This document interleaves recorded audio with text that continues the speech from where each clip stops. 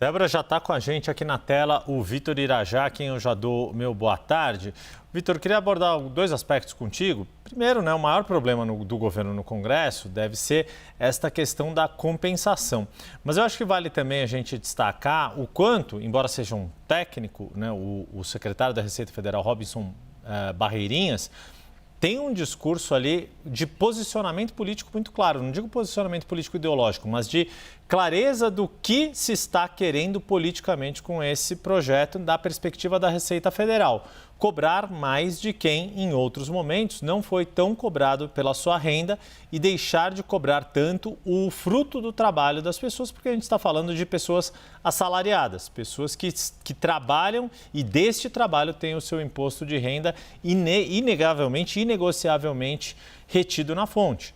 Diferente de quem tem recursos a ganhar, receitas por meio do capital, por meio de investimentos, por meio de bônus, lucros de empresas e por aí vai, Vitor Irajá. Boa tarde. Exatamente isso, Yuri. Você tocou no ponto. Muito boa tarde a você, a Débora e a todos. Yuri, vale algumas percepções, algumas análises sobre esse assunto que, na verdade, tangem ali aspectos muito interessantes. O primeiro deles é exatamente esse de comunicação. Se a gente criticou aqui por diversas vezes as estratégias de comunicação do governo, parece que nesse anúncio o governo encontrou uma narrativa sólida que inclusive gerou uma reação muito positiva do mercado ontem em relação a essas perspectivas, de andamento desse projeto de lei que visa a ampliação dessa faixa de isenção do imposto de renda. Isso porque o próprio presidente Lula também, o ministro da Fazenda, Fernando Haddad, tocaram as autoridades ali presentes, o próprio secretário de Receita.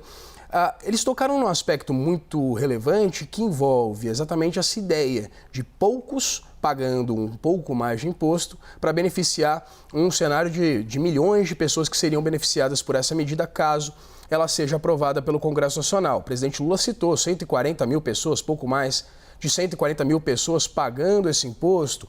Ou seja, a gente percebe que, do ponto de vista de narrativa, foi criada uma estratégia de comunicação bastante sólida, bastante crível, do ponto de vista prático também. Mas sim, há essa resistência por parte de alguns parlamentares, principalmente aqueles que são frutos, sim, alvo de grupos de pressão em torno dessa possibilidade da aprovação da compensação. E há uma sinalização também por parte do presidente da Câmara, Hugo Mota, de que o Congresso Nacional vá fazer mudanças nesse texto. Então, a partir de uma pauta positiva, que foi vendida assim como uma das principais agendas do governo Lula ainda na campanha, agora o governo, depois daquele anúncio, inclusive malfadado, que teve uma reação muito negativa por parte dos agentes financeiros, exatamente não pelo conteúdo, e isso a gente percebe agora, e mais pela forma, mais por uma sinalização naquele momento em que o mercado esperava um anúncio de revisão de gastos públicos, o governo anuncia uma renúncia fiscal. Então, naquele momento, o anúncio ele foi completamente transpassado, escanteado, exatamente por essas perspectivas negativas do ponto de vista de narrativa. E agora o governo retoma essa rédea do ponto de vista de comunicação e envia ao Congresso Nacional, na verdade, um desafio.